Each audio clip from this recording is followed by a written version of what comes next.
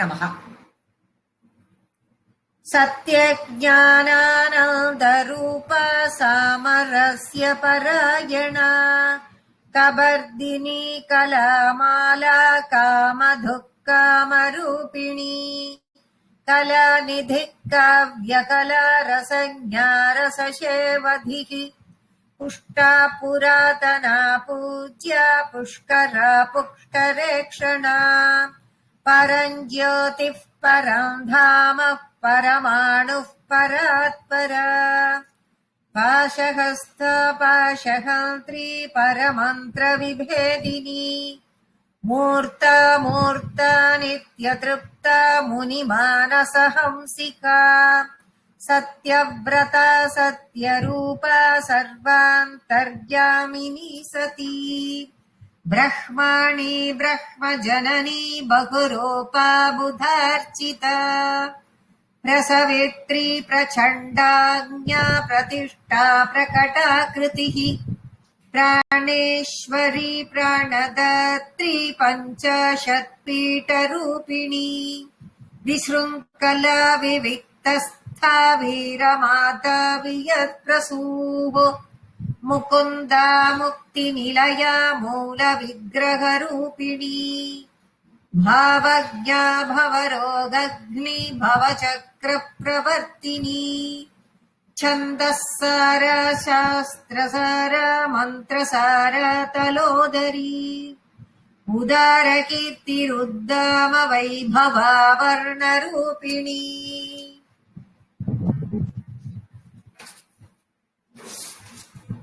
सत्यज्ञानानन्तरूपा सामरस्य परायणा. சத்திய ஞான அனந்த ரூபா. அப்போ சத்தியமான ஆனந்தத்தை, அனந்தமான அந்த ஆனந்தத்தையே இருப்பிடமாக கொண்டவள், அதையே தன்னுடைய ரூபமாக கொண்டவள். தன்னை ரூபமா கொண்டிருக்காருனாக்க நம்ம என்ன பண்ணுவோம்? அம்பாளை ஆவாகனம் பண்ணுவோம். அப்ப என்ன ரூபமா ஆவாகனம் பண்ணுவோம்னா சத்தியத்தையும் ஞானத்தையும் ஆனந்தமாக வைத்துக் கொண்டிருக்கக்கூடிய சத்திய ஞான அனந்த ரூபமாக அவளை நாம் வடிவமைப்போம். அவளை நாம ஆவாகனம் பண்ணுவோம். அந்த வடிவமாக இருப்பவள் அம்பாள். சாமரஸ்ய பராயணா. சாமரஸ்ய பராயணா அப்படின்னா சமமான நோக்குடன் எல்லாவற்றையும் பாப்பா. எங்கும் சமமாக, எல்லா இடத்துலயும் இங்க இருக்கா அங்க இருக்கா அங்க இருக்கா, கண்ணுக்கு தெரியல எங்க இருக்கான்னா எல்லா இடத்திலையும் வியாபித்து இருக்கக்கூடியவள், சமமாக இருக்கக்கூடியவள். விருப்பு வெறுப்பு அதெல்லாம் எதுவுமே இல்லாத தன்மையை கொண்டவள். இதுக்கு முன்னாடியே பார்த்தோம், பஞ்சகிருத்திய பராயணா அப்படின்னு ஒரு நாமத்தை நம்ம பார்த்தோம். அதுல 5 தொழில், பஞ்ச கிருத்திய 5 தொழில்களை செய்யக்கூடியவள், செய்பவள், புரிபவள் அப்படின்னு அதுக்கு அர்த்தம் அப்படின்னு பார்த்தோம். அப்ப 5 தொழிலை செய்யும் பொழுதும் எல்லா தொழிலையும் அவளுக்கு விருப்பம் இருக்கா வெறுப்பு இருக்கா அப்படின்னு அதெல்லாம் ஒண்ணும் கிடையாது. இந்த ஜெகத்தை படைக்கிறது ஒரு தொழில், இந்த ஜெகத்தை காக்கிறது ஒரு தொழில், அதை தனக்குள் லயப்படுத்துவது ஒரு தொழில், அந்த ஜெகத் சிருஷ்டியை நடத்துறதே அவள் தன்னுடைய பக்தர்களுக்கு அனுகிரகம் பண்றது அப்படிங்கிற 5 தொழில்களை செய்வா. எல்லாத்தையும் சமமா, இதை செய்யும் பொழுது இதுல விருப்பம், அதை செய்யும் பொழுது அதுல விருப்பம், இதுல வெறுப்பு, அப்ப இதை செய்யும் பொழுது நீதியில அவளுக்கு வெறுப்பு அப்படின்னா அதெல்லாம் எதுவுமே கிடையாது. எல்லாவற்றிலும் சமநோக்கு அப்படிங்கறத குறிக்கிறது தான் சாமரஸ்ய பராயணா. கபர்தினி. கபர்தி அப்படிங்கிறது சிவனுக்கு ஒரு நாமம். அப்ப கபர்தினி அப்படின்னா பரமசிவனின் தர்ம பத்தினி. கலாமாலா. கலா மாலா. கலான்னா கலைகள், மாலான்னா மாலை. கலைகளை மாலையாக அணிந்து கொண்டு இருப்பவள், கலாத்மிகாவாக இருப்பவள். கலாத்மிகா அப்படிங்கிறது ஸ்ரீ லலிதாம்பிகையின் ஒரு நாமம்னு ஏற்கனவே நம்ம பார்த்தோம். அப்ப கலைகளின் ஆத்மீக பொருள் அவள் அப்படின்னு அதுக்கு அர்த்தம். அதுக்கும் ஒரே பொருளான இல்ல, அவ கலைகளால் அலங்கரிக்கப்பட்டவள், கலைகளின் ஆத்மீக பொருள். இங்க கலையை மாலையாக அணிந்திருப்பவள் அப்படின்னு சொல்லி இந்த நாமம். ரெண்டுத்துக்கு உள்ள வித்தியாசத்தை நம்ம புரிஞ்சுக்கணும். அதுக்காக தான் அதே இதையும் நம்ம இந்த இடத்துல கம்பேர் பண்ணி சொல்றோம். காமதுக் அப்படின்னா, காமம்னா விருப்பம், ஆசை. காமதுக்னா அந்த ஆசைகளை எல்லாம் நமக்கு தரக்கூடியவள். அப்ப அந்த ஆசையை தந்துட்டா, அந்த ஆசை நமக்கு வந்த உடனே அந்த ஆசையிலேயே நம்மள லயிக்க செய்பவள். அப்ப இன்னொரு விதத்துல பார்த்தா அதே ஆசைகளை அழிய செய்பவள். இப்ப எப்படி எடுத்துக்கணும்? என்னடா இவ ஆசைகளை கொடுக்கிறவரும் இவளே, அந்த ஆசையிலேயே லயிக்க செய்வா, அப்புறம் ஆசையை அழிப்பான்னா என்ன அர்த்தம் அப்படின்னு பார்த்தா, ஆசையின் சொரூபமா அவ இருக்கா. பக்தர்களுக்கு உரிய ஆசைகளுக்கெல்லாம் அவளே வடிவமா இருக்கா. ஆனா என்ன விதமான ஆசை? நம்ம இந்த உலகியல் பற்றுக்களை எல்லாம் விட வேண்டும் என்ற ஆசை, அதில் நீ லயிக்க வேண்டும் என்ற ஆசை. அந்த விட வேண்டும் வாயால சொல்லிட்டு, நான் உங்களுக்கு எல்லாம் 10 பேருக்கு சொல்லிட்டு நான் அதுல ஈடுபட்டிருக்கிறது இல்லை. விட வேண்டும் இட வேண்டும் எப்ப உனக்கு தெரிஞ்சுடுத்தோ, உலகியல் விஷயங்களிலிருந்து நாம் விலக வேண்டும்ன்ற விஷயமே எப்ப உனக்கு மனசுக்குள்ள தெரிஞ்சு, அது சரி என்ற உணர்வும் அதன் மீது நம்பிக்கையும் எப்ப ஒருத்தனுக்கு அறகுறையா இல்லாம முழுமையா வந்ததோ, அப்பவே அந்த விஷயம் அவனுக்கு முழுமையா வந்துடுத்துன்னு அதில் அவளை லயிக்க செய்பவள் அம்பாள். அந்த விஷயத்த நம் மனதிற்குள் முதல்ல லயிக்க, அதுலேயே அது மேல உங்களுக்கு எல்லாத்த விட ஆசை அதிகமா வந்துடும்ன்ற அர்த்தம். அதை செய்யக்கூடியவள் அவள் அதற்குரிய அனுகிரகத்தை கொடுக்கக்கூடியவள் அவள். சரி, ஆசையை அழிக்கக்கூடியவள்னா என்ன அர்த்தம் அப்படின்னு பார்த்தோம்னா, இப்ப இந்த உலகியல்லேயே பற்று வச்சு இதுலயே இருக்கணும்னு நினைச்சிட்டு இருக்கிற அந்த ஆசை இருக்கே, அந்த விருப்பு, அதை அழிக்க செய்பவள். தகாத ஆசைகள்லாம் உனக்கு இருந்தால் அதிலிருந்து உன்னை விலகச் செய்பவள், அதை அவள் அழிப்பாள். அப்படிங்கறத காமது அப்படிங்கிற அருமையான நாமம் கொடுத்திருக்கு. காமரூபிணி, சிவபெருமானுக்கு காமேஸ்வரன் அப்படின்னு ஒரு பேர்.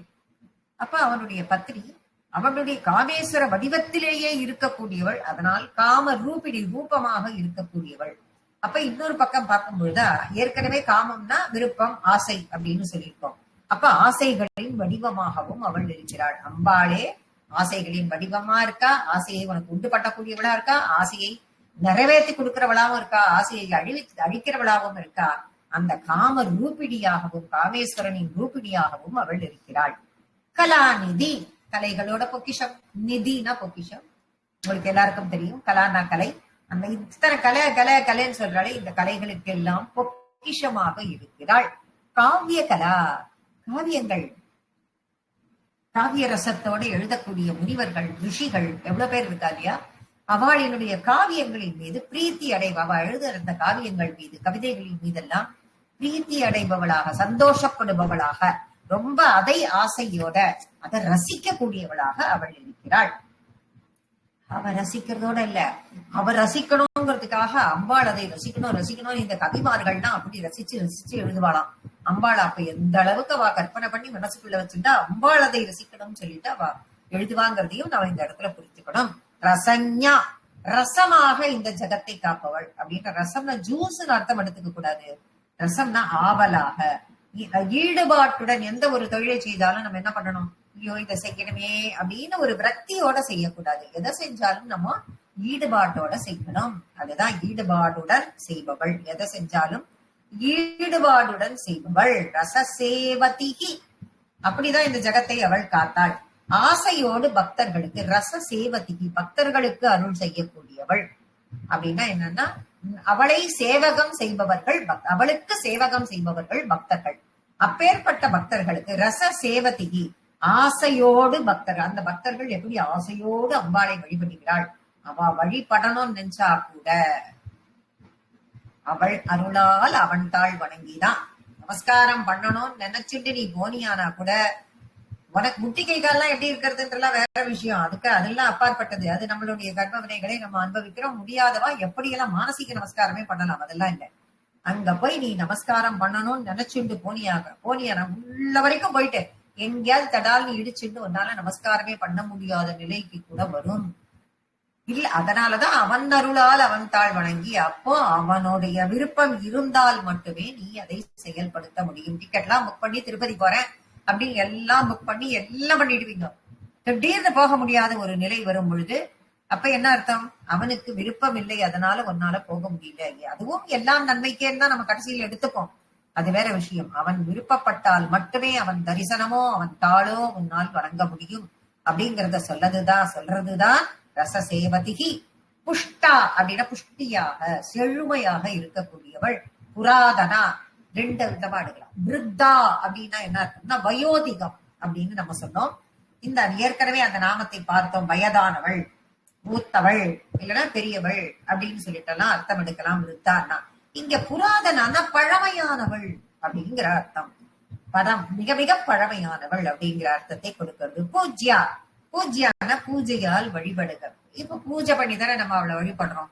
அப்பேற்பட்ட பூஜைக்கு தகுந்தவளாக அவள் இருக்கிறாள். நாம் பண்ணும் பூஜையை சந்தோஷமாக ஏற்றுக்கொள்கிறாள். உன்னுடைய பூஜை ஈடுபாட்டுடன் இருத்தல் வேண்டும். முழு பக்தியும் அவள் மீது இருத்தல் வேண்டும். அவளை மட்டுமே நினைத்தல் வேண்டும் என்பதே இதன் கருத்து. பூஜ்யா என்ற நாமத்திற்கு. புஷ்கரா, புஷ்கரா அப்படின்னா அக்ஷத்தினாலேயே, புஷ்கரா அப்படின்னா கண்ணாலேயே புண்ணியத்தை தரக்கூடியவள். அப்படின்னா என்ன? அவ பார்வையை, கொஞ்சம் கடைக்கண் பார்வையை நம்ம மேல வீச மாட்டாளா அப்படின்னு நம்ம பேசுறோம் இல்லையா? அவளுடைய பார்வையை நம்மளுடைய பாவங்களை எல்லாம் போக்கிவிடும். ஆச்சாரியார் சொன்னதை நம்ம ஏற்கனவே இதெல்லாம் நம்ம ஆச்சாரிய சுவாமிகள் எல்லாம் சொல்லியிருக்காரு அழகா. இதுக்கு அற்புதமான ஒரு விளக்கம். பார்வையே அப்படின்னு சொல்லிட்டு சொன்னோம்னா திருவேணி சங்கமம். இந்த திருவேணி சங்கமத்துல போய் இது எங்க? கங்கா யமுனா சரஸ்வதி, இது வந்து கரை இடம் திருவேணி சங்கமம். அங்க போனோம்னா அங்க போய் ஸ்நானம் பண்ணாலே போதும். அம்பாளியுடைய கடைக்கண் பார்வை கிடைக்கிறதா நம்ம பாக்குறாளா இல்லையா, இதெல்லாம் நமக்கு அது பார்த்துட்டாள்னா நம்ம பாவமெல்லாம் போயிடும் அப்படின்னு சொல்லிட்டு அந்த நாமம் விளக்கினாலும் ஆச்சாரிய சுவாமிகள் என்ன சொல்ற? நீ போய் திருவேணி சங்கமத்துல ஒரு தடவை ஸ்நானம் பண்ணி எழுந்தா நீ பண்ண பாவம் எல்லாம் போயிடும். அந்த இடத்துல அம்பாளினுடைய கடைக்கண் பார்வை எப்பயும் விழுந்துட்டே இருக்கின்றார். அதனால எப்பயுமே அவளுடைய பார்வை எங்க விழுந்துட்டு இருக்கிறதுனால அவளுடைய நேத்திரங்கள் எப்பயும் நம்ம மேல பட்டுட்டே இருக்கும். அந்த இடத்துல போய் ஒரு தடவை ஸ்நானம் பண்ணிட்டு வா, அவனுடைய பாவங்கள் விலகும் அப்படின்னு சொல்லி ஆச்சாரிய சுவாமிகள் இது ரொம்ப அழகா சொல்லியிருப்பார். பரமந்திர விபேதினி, பரம மந்திர விபேதினி அப்படின்னு எடுத்துக்கலாம். இத எல்லா விதமான மந்திரங்கள், பலவிதமான மந்திரங்கள், மந்திர சாஸ்திரங்கள், தந்திரங்கள் எல்லாத்தையும் நம்ம இருக்குன்னு சொல்லிட்டு இருக்கோம். பல ஸ்லோகங்கள்ல இருக்கு. அதனால ரொம்ப கேர்ஃபுல்லா எல்லாத்தையும் படிக்கணும். அக்ஷரங்கள் எல்லாம் உச்சரிக்கும் பொழுது ரொம்ப கேர்ஃபுல்லா இருக்கணும். சுத்தமாக நாம மன சுத்தம், உடல் சுத்தத்தோடு அதையெல்லாம் படிக்கணும். ரொம்ப பயபக்தியோட பயபக்தியோட அதை படிக்கணும்னு நாம சொல்லிட்டு இருக்கோம். அந்த ரூபத்தில் மந்திரங்களின் ஸ்தானமாக ஒவ்வொரு வார்த்தைக்குள்ளும் ஒவ்வொரு மந்திரத்தின் வடிவம் இருக்கிறது. ஸ்தானமாக, அதன் இருப்பிடமாக இருப்பவள். ஆனா இது எல்லாத்தையும் கடந்து அதுக்கு அப்பாலையும் அவள் இருக்கா. அதுக்குள்ள மட்டும் தானா இருக்கான்னா அப்படி இல்ல, அதுக்கு அப்பாலையும் அவள் இருக்காள். மூர்த்தா மூர்த்தா, மூர்த்தா அமூர்த்தா அப்படின்னு பிரிக்கணும். இப்ப ரெண்டு ஆப்போசிட் நாமங்கள் இங்க வரும். ரெண்டு திருநாமங்களும் என்னன்னா வேற வேற நிலையை காட்டும். மூர்த்தா என்றால் வடிவமாக ஸ்வரூபமாக இருப்பவள். அமூர்த்தா அப்படின்னா ரூபமே இல்லாதவள். ரூபமே இல்லாதவள் அப்படின்னா இப்ப நாமளே இப்ப ஏகன் அநேகன், ஏகன்னா ஒன்னே ஒண்ணு, அநேகன்னா பலவித வடிவங்களில். இப்ப நாமளே என்ன பண்றோம்? அப்படியே உருவம் இல்லாத கடவுளை நினைத்து தியானம் பண்ணு. உருவம் இல்லாத கடவுளை நம்ம எப்படி நினைக்கிறதுன்னு யோசிக்கிறோம். சோ உருவம் இல்லாத ஒரு பரபுருவம் இருக்கு அப்படிங்கிறது ஒண்ணு கிளியரா இருந்தா, அப்ப அது கிடைக்காத, அது தெரியாத காரணத்தினால நம்மளுடைய தியானத்தின் நிலையை எங்க கொண்டு போறோம்? ஒரு உருவம் உள்ள கடவுளை வச்சுக்கிறோம். அது வழியில போய் நம்ம அந்த இடத்த போய் நாம அடையலாம் அப்படிங்கிறதுக்காக ஒரு உருவம் உள்ள கடவுளை, ஒரு உருவம் உள்ள அந்த இடத்துல கடவுளை, பிள்ளையாரோ முருகரோ எதா இருந்தாலும் ஏதோ ஒரு உருவம், உனக்கு பிடிச்ச இஷ்ட தெய்வமான ஒரு உருவத்தை நீ வைத்துக் கொண்டு அதன் மூலமாக செல்லுதல். அப்ப மூர்த்தான்னா உருவம் உள்ளது, அமூர்த்தான்னா உருவமற்றது. இந்த ரூபத்திலும் அவள் இருக்கிறாள், அந்த ரூபத்திலும் அவள் இருக்கிறாள். அம்பிகை ஒரு வடிவத்தில் மட்டும்தானா இருக்கிறாளா அப்படின்னா ஏகன் அநேகன், ஒரு வடிவத்திலும் இருக்கா, பல வடிவத்திலும் இருக்கா, கண்ணுக்கு தெரிஞ்சும் இருக்கா, கண்ணுக்கு தெரியாதையும் இருக்கா. நீ அவளை பார்க்க முடியாது, ஆனா அவள் உன்னை எங்கிருந்தாலும் பார்த்து கொண்டே இருக்கிறாள் அப்படிங்கிறத இந்த நாமம் காட்டுறது.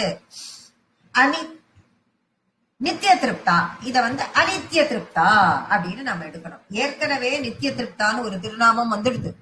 அத ஓரளவுக்கு நம்மளால நித்திய திருப்தான்னா எப்பயும் திருப்தியோட இருக்கா அப்படிங்கறத நம்மளால புரிஞ்சுக்க முடிஞ்சது. அனித்திய திருப்தான்னா அப்ப திருப்தியே இல்லாதவள் அப்படிங்கிற அர்த்தம் எடுத்துக்க முடியும்? இல்ல, அப்படி கிடையாது. இது ரொம்ப ஈஸியா நம்ம ஒரு அர்த்தம் எடுத்துக்கலாம். திருப்தி படுத்தணும், திருப்தி அடையணும் அப்படிங்கிற எண்ணமோ முயற்சியோ எதுவுமே இல்லாம, திருப்திங்கிற கவலை எதுவுமே இல்லாமல் இருக்கக்கூடியவள், அந்த திருப்திக்கெல்லாம் அப்பாற்பட்டவள்.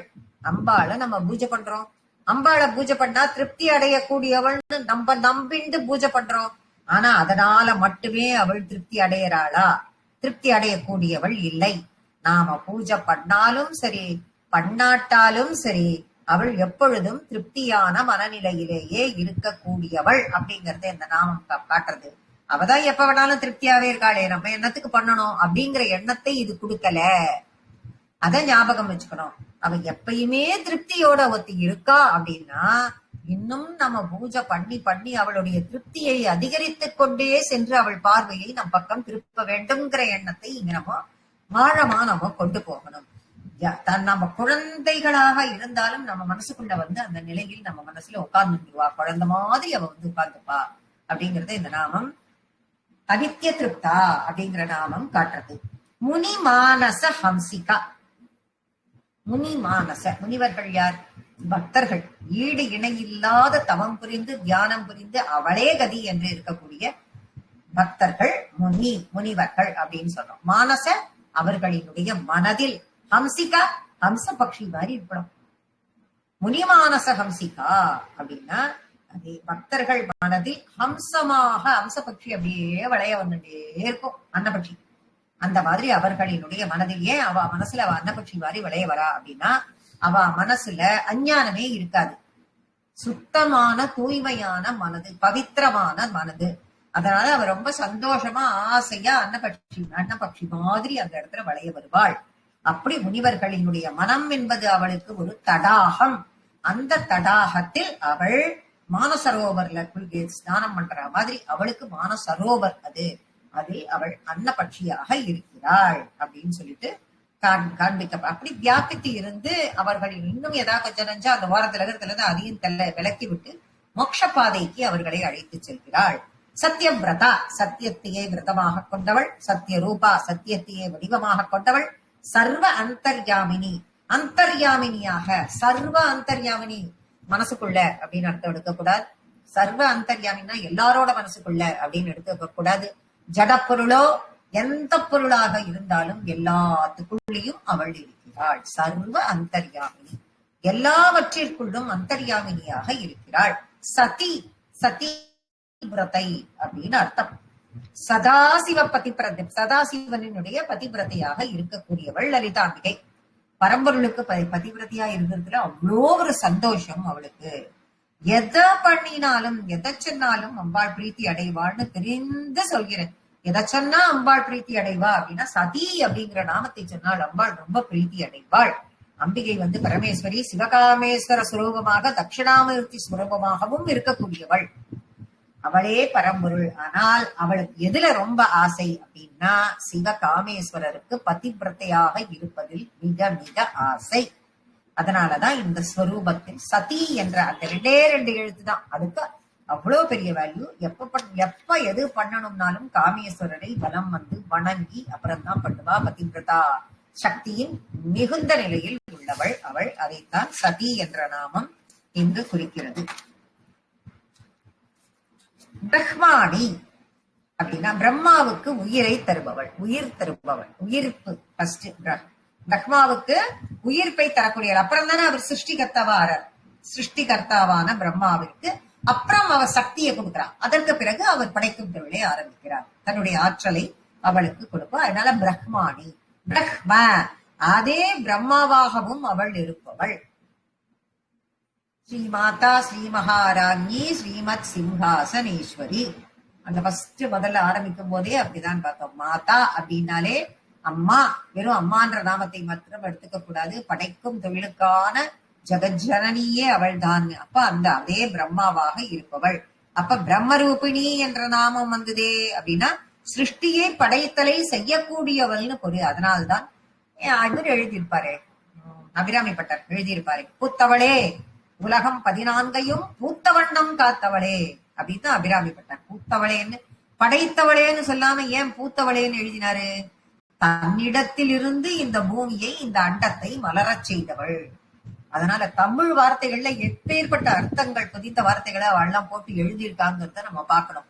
அதை நம்மளால படிச்சு ஃபாலோ பண்றதுங்கிறதே நமக்கு அவ்வளவு கஷ்டமா இருக்கு. அப்ப அவளுடைய கவித்துவம் எப்படி இருக்கு, எந்த மாதிரி பூத்தவளே அப்படின்னு படைத்தவளே பூத்தவளே ரெண்டுத்துக்குமே எப்படி ஒரு வித்தியாசம் அப்படிங்கறத இந்த இடத்துல புரிஞ்சுக்க முடியுது. ஜனனி பிரம்ம ஜனனி, ஜனனி தாயாக இருப்பவள்.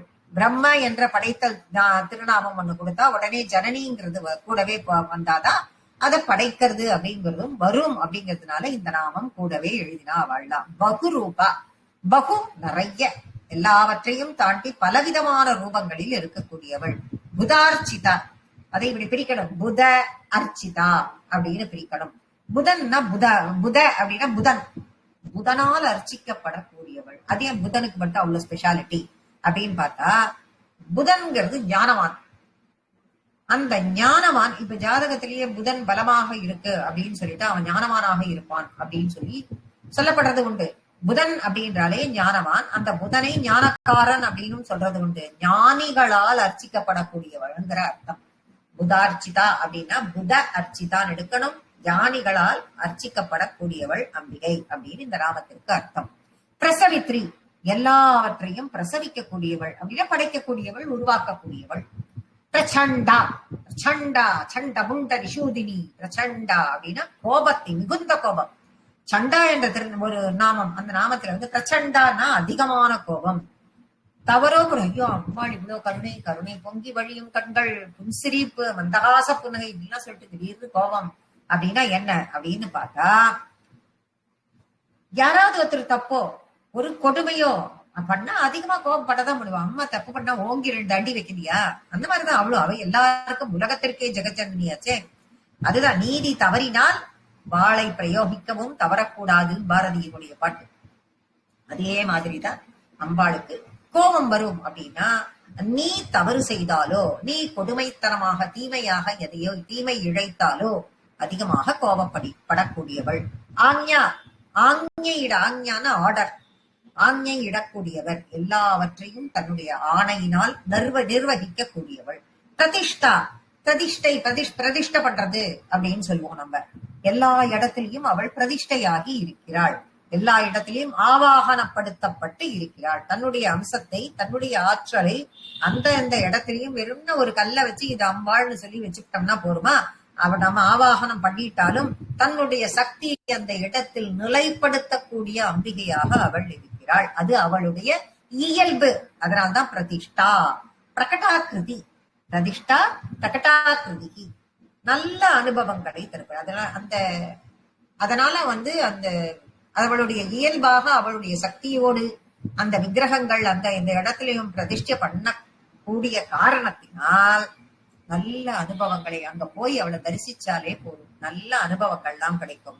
அந்த அனுபவங்களின் மூலமாக நீ அவளையே உணரலாம், அம்பாளையே உணரலாம். பிராணேஸ்வரி, பிராணன்களுக்கு எல்லாம் பிராண ஈஸ்வரி, பிராணன்களுக்கெல்லாம் தலைவியாக இருப்பவள். பிராணதாத்ரி, பிராணனை தரக்கூடியவள். அப்ப பிராணதாத்ரின்னா இந்த பிராணனை தரக்கூடிய, அவன் ஜெகத்தை சிருஷ்டி பண்றான்னா பிராணனை கொடுத்தாதானே சிருஷ்டி பண்ண முடியும். இந்த ஜீவனை உயிர் போட வச்சுட்டு இருக்கிறதே பிராணன் தானே. பஞ்ச பிராணன் அப்படின்னே இதுக்குள்ள சொல்லுவாளே. இதுலயே 51 தத்துவம்லாம் இருக்கு, எல்லாம் இருக்கு. இது சாதாரணமா வெறும் பஞ்ச பிராணன் மட்டும் என்னன்னு பார்க்கலாம்.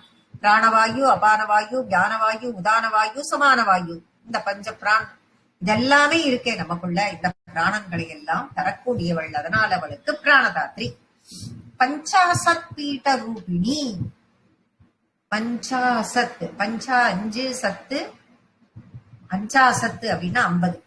50 பீட்டம், 50 பீட்டங்களில் பீட்ட வடிவில் ரூபமாக இருக்கக்கூடியவள். சாதாரணமா 50 பீட்டம் அப்படின்னு சொல்றது இல்ல, 51 பீட்டங்களில். அந்த தாட்சாயணியாக இருந்தது எல்லாருக்கும் தெரியும். தாட்சாயணி தக்ஷனின் யாகத்தில் இறந்தவள். அவளுடைய உடல் பல 51 இடங்களில் சிதறியது. சிவனினுடைய கோபத்தின் காரணத்தினால் சிதறித்து, அதுதான் ஒவ்வொரு இடமும் சக்தி பீடமாக வந்ததுன்றது எல்லாருக்கும் தெரியும். அந்த 51 சக்தி பீடத்தின் ரூபத்தில் அவள் இருப்பவள். ஒவ்வொரு இடத்திலையும் ஒரு நாமத்தோடு அவள் இருக்கிறாள் அப்படிங்கறத அது காட்டுறது. பஞ்சாசத் பீட ரூபிணி. விசிருங்கலா, சிருங்கலம் என்றால் விலங்கு. விலங்குன்னா மிருகம் கிடையாது. விலங்குன்னா விலங்கு கையில போட்டு கட்டுறாள், அந்த விலங்கு. போலீஸ்காரர்கிட்ட போனா விலங்கு போட்டான்னு சொல்றாள், அந்த விலங்கு கட்டுறதுன்னு அர்த்தம். அப்ப எதனாலும் சிருங்கலம்னாக்க விலங்கு. விசிருங்கலம்னா எதனாலும் கட்டப்படாதவள், கட்டுப்படுத்த முடியாதவள், எல்லாவற்றையும் தாண்டியவள் அப்படிங்கிற அர்த்தம். விவிக்தஸ்தா அப்படின்னா மக்கள்லாம் நடமாடவே இல்லை. இங்க எங்க இருக்க பயந்துட்டெல்லாம் நம்ம இருந்தோம்னா இல்ல நம்ம எங்க போனாலும் நம்ம கூட அவளும் வருவாள். மக்கள் நடமாடாத இடத்திலும் அம்பிகை இருக்கிறாள். இருட்டுல யாருமே இல்லையேன்னு நம்ம நினைச்சுட்டு இருக்கோம். அவ இருக்கா, அம்பாள் கூடவே இருக்கிறாள்ங்கிற நம்பிக்கை தான் நம்ம திவ்யா தனியா இருக்கியே எங்க தனியா இருக்கோம்? அவதான் இருக்காளே நம்ம கூட. எங்க இருந்தாலும் நம்ம என்ன தெரியல, எல்லாரும் ஆபீஸ் போயிட்டா தனியா கதவு சாத்தின்னு இருக்கேன். ஏன் தனியா இருந்தானே, தனியா அவதான் கூட இருக்காள். அப்படின்ற பயம். அப்பேற்பட்ட நிலையில் நாம் நினைக்கக்கூடிய அளவுக்கு நாமும் அவளும் அப்படிங்கிற நிலையில் நாம் இருக்கிறதுக்காக நாமம் தான் விவிக்தஸ்தா. வீரமாதா, வீரர்களுக்கு தாய், வீரத்தை விளைவிக்கக்கூடியவள். வியத் பிரசூகோ, ஆகாசத்தை சிருஷ்டி செய்தவள். ஆகாசத்தை சிருஷ்டி செய்தவள் அப்படிங்கிற பொருளை அப்படிங்கிற மீனிங்ல வந்த நாமம் இது வியத் பிரசு. இப்ப 3 விதமான ஆகாசம் அப்படின்னு சொல்லி என்னடா தெரியுது, கண்ணுக்கே என்னமோ தெரியுது, அதுவே எங்க இருக்குன்னு தெரியல. இதுல வேற என்ன 3 விதம் அப்படின்னு பார்த்தா, பௌதிக ஆகாசம், 2வது நமக்குள்ள உரையிற தாராகாசம், கண்ணுக்கு தெரியக்கூடியதான இந்த பௌதிக ஆகாசம் மேல தெரியுது. அப்புறம் நமக்குள்ள இருக்கிறது தகராகாசம். இப்ப இந்த பௌதிக ஆகாசத்தை தாண்டி இன்னொன்னு இருக்கிறது பராகாசம் அப்படின்னு சொல்லக்கூடிய 3 நிலை. அந்த பரமாத்மாவின் பரம்பொருள் பரமாத்மா பரம்பொருள், அது ஆகாசமாக இருக்கக்கூடியதுதான் பராகாசம் அப்படின்னு நமக்கு தெரியுது. எந்த தகராகாசத்துல உள்முகமா நம்ம திரும்பி பாக்குறோம்ல, அதுதான் நமக்குள்ள அம்பாளை பாக்குறோம் அப்படின்னா தகராகாசம். அப்படி மேல பார்த்தா சும்மா கண்ணுக்கு தெரியுது, இதுதான் ஆகாயம்னு சொல்றதுதான் பௌதிக ஆகாசம் அப்படின்னு சொல்லக்கூடிய ஆகாசத்தை சிருஷ்டி செய்தவள் அப்படிங்கிறதுதான் வியத் பிரசூகு.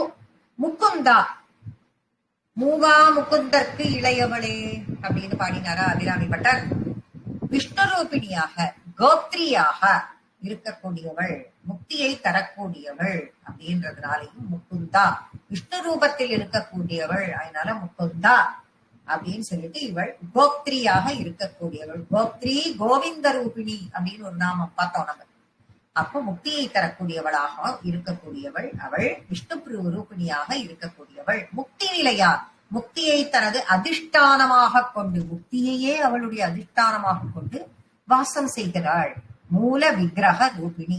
மூலம் என்றால் ஆதாரம், ஆதார விக்கிரகமாக இருக்கக்கூடியவள். இதுக்கு என்ன அர்த்தம்னா, முதல்ல ராஜராஜேஸ்வரி தாயாக ஆதார ரூபிணியாக வந்தவள். ராஜராஜேஸ்வரிங்கிற திருமேனி தான் உலகத்தை சிருஷ்டி பண்றதுக்கு முதல்ல வந்த திருமேனிங்கிறார். ஃபர்ஸ்ட் வந்த திருமேனி இந்த உலகத்தை சிருஷ்டி பண்றதுக்கு ராஜராஜேஸ்வரியாகத்தான் அவள் வந்தாள். நிர்குண பரபிரமமா இருந்தது. நிர்குணமா இருந்து பரபிரமமா இருக்கும் பொழுது அந்த நிர்குணத்திலேருந்து வெளியில வந்து ராஜராஜேஸ்வரியாக அம்பாள் உருவம் எடுத்தாள். அதிலேருந்துதான் சிருஷ்டி ஆரம்பிச்சதுங்கிறதுனால அததான் மூல விக்கிரகம். மூல விக்கிரக ரூபிணி, ஸ்வரூபமே இல்லாம இருந்த நிலையில் இருந்த அந்த பிரம்மம், அந்த பிரம்மமானது ஸ்வரூபத்தை எடுத்துக்கொள்கிற போது விக்கிரகமாக ஆறுது. அதுதான் ஆதிஸ்வரூபம். அததான் மூல விக்கிரக ரூபிணின்னு சொல்றது. முதலில் உருவான அந்த விக்கிரகம் ஸ்ரீ ராஜராஜேஸ்வரி அப்படின்னு சொல்லப்படுகிறது. பாவன்யா, பாவங்கள், பாவம் இல்ல, நம்ம பட்ட பாவம் கிடையாது, இது பாவம். பாவம்னா உணர்தல், அத உணர்வு, ஃபீலிங் சொல்றோம் இல்லையா. என்ன ஒரு பாவத்தோட பாட்டு பாடுறாய்வா அப்படின்னு நம்ம பாட்டெல்லாம் என்ன ஒரு பாவம் அப்படின்னு சொல்லி முக பாவனை அப்படின்லாம் நம்ம சொல்றோம்ல. அந்த பாவங்களால் ஆராதிக்கப்படுபவர். பாவத்தோட அப்படியே பாடி ரசிச்சு பாடி அம்பாளை ஆராதனை செய்தல். பவரோகக்னி, பவசாகரம் அப்படின்னு சொல்றோமா. பவம்னா என்ன? சம்சார கடல், பிறப்பு இறப்பு என்னும் சுழற்சி அப்படிங்கிறது பவரோகம். அது பவரோக, அதுக்கு மருந்து எது? பவரோக மருந்தேது. பவரோகம் அதுக்கு மருந்து எதுன்னா அந்த பவரோக அக்னி, பவரோகத்திற்கு அக்னியாக இருக்கக்கூடியவள். பிறவி பிணிக்கு அக்னியாக இருந்து அதை போக்கக்கூடியவள். பவசக்கர பிரவர்த்தினி. பவசக்கரம் என்பது சக்கரம், சுழற்சி. பிறப்பு இறப்பு பிறப்பு இறப்பு அப்படிங்கிறதுக்கு சுழற்சி. அந்த சக்கரத்தை இவன் நடத்திக்கிறான். நடத்துறதே இவ. புனரபி மரணம் புனரபி ஜனனம்னு அதை நடத்தி அந்த சுழற்சியையே நடத்துபவள் இவள். இந்த சுழற்சியை நடந்துட்டே இருக்கணும், அதையும் அவள் தான் பண்றா. அதனால நீ அபிராமி பட்டர் பாடும்போது ரொம்ப நன்னா இருக்கும். அதெல்லாம் எடுத்து நீங்க எல்லாம் கொஞ்சம் படிச்சு பாருங்க எல்லாரும். ரொம்ப நன்னா இருக்கும். பிறப்பு இழப்பு சுழற்சியில சுக்கிட்டு மனுஷன் சிக்கி தவிக்கிறானே, அம்மா இதுக்கு ஒரு முடிவு கட்டுன்னு பாடுவார் அவர். ரொம்ப அழகா இருக்கும் அந்த பாடெல்லாம். படிக்கும் பொழுது அடுத்த நாமம் சந்தஸ்சாரா, சந்தங்களின் சாரமாக. சந்தஸ், சந்த நடையில நம்ம எவ்வளவு ஸ்லோகங்கள் படிக்கிறோம், அதனுடைய சாரமாக, உபனிஷத்துக்களின் சாரமாக இருக்கிறாள். சாஸ்திர சாரா, சர்வ சாஸ்திரங்கள், எல்லா சாஸ்திரங்களுக்கும் சாரமாக இருப்பவள். மந்திர சாரா, அதே மாதிரி மந்திரங்களுக்கெல்லாம் உட்பொருளாக இருப்பவள். மந்திரமே அவள், மந்திரங்களுக்கு உட்பொருளாக இருப்பவள். தலோதரி, தல உதரி, மெல்லிய இடையை உடையவள். தலோதரினா மேல், தல உதரி, மெல்லிய இடையை உடையவள். உதார கீர்த்தி, உதார கீர்த்தி, கீர்த்தினா புகழ், அது எல்லாருக்குமே தெரிஞ்சது. அந்த கீர்த்திய உதாரம் அப்படின்னா ரொம்ப பெருசு. அப்ப அம்பாளினுடைய உதார குணம், எவ்வளவு பெரிய மனது படைத்தவள் அவள். அப்பா அவளுக்கு எவ்வளவு மனசு, அப்படி அவ்வளவு மனசு, மனம் நிறைய நிறைய எல்லாம் இருந்தா தானே அவ எல்லாருக்கும் எல்லாத்தையும் கொடுக்க முடியும். அம்பிகையினுடைய புகழ் ரொம்ப ரொம்ப பெருசு, எல்லாவற்றையும் தாண்டி நிற்கிறது. உத்தாம வைபவா, உதார கீர்த்திகி உத்தாம வைபவா. வைபவம் பிரபாவம், அப்ப அம்பாளினுடைய பிரபாவம் எவ்வளவு மேலாது, அதுவும் உத்தமம், மேலானது. அப்ப அதுவும் பொங்கி பொங்கி வழியக்கூடிய கீர்த்தி, அந்த கீர்த்தி, அந்த புகழ், அந்த வைபவம் படைத்தவள் அவள். வர்ண ரூபிணி, எல்லா வர்ணங்களின் ரூபமாகவும் அவள் இருக்கிறாள். வர்ணம் அப்படிங்கிற வார்த்தைக்கு நிறைய மீனிங் இருக்கு, நிறைய அர்த்தங்கள் இருக்கு. வர்ணம்னா கலர்னு ஒண்ணு சொல்லுவோம், நிறம் அப்படிங்கிறது எல்லாருக்குமே தெரியும். ஆனா இப்ப அக்ஷரங்களுக்கு வர்ணம் அப்படின்னு சொல்லுவோம், எழுத்துக்களுக்கு, எழுத்துக்களை வர்ணம் அப்படின்னு சொல்லிட்டு நாம சொல்றது. அக்ஷர ரூபிணியாக, பீஜ அக்ஷரங்களின் வடிவமாக, அக்ஷரங்களை அப்படியே தொகுத்து தொகுத்து வார்த்தைகள், அப்ப எழுத்துக்களை எல்லாம் ஒன்னா கூட்டினோம்னா ஒரு வேர்டு கிடைக்கும். அப்ப அந்த வார்த்தைகளுக்கும் வர்ணம் என்று பெயர். ஒவ்வொன்றத்துக்குள்ளேயும் காவியங்களுக்கும் வர்ணம் என்று பெயர். உருவங்களுக்கும் வர்ணம் என்றே பெயர். இத பிரிச்சா அந்த வகைகளுக்கும் வர்ணம் என்று பெயர். 4 வகை வர்ணங்களும் இருக்கிறது சொல்லி அத்தனை வர்ணமாகவும், வர்ணத்திற்கு இத்தனை அர்த்தங்களையும் தனக்குள்ளேயே அடக்கி கொண்ட அந்த உருவத்தை படைத்தவளாக, வர்ண ரூபிணியாக இருப்பவள் அப்படின்னு சொல்லிட்டு சொல்லப்படுகிறது. இந்த நாமாக்களோட இன்னைக்கு நம்ம கிளாஸ நம்ம முடிச்சுக்கிறோம். அடுத்த கிளாஸ்ல நம்ம பார்க்கலாம். ஸ்ரீ மாத்ரே நமஹ.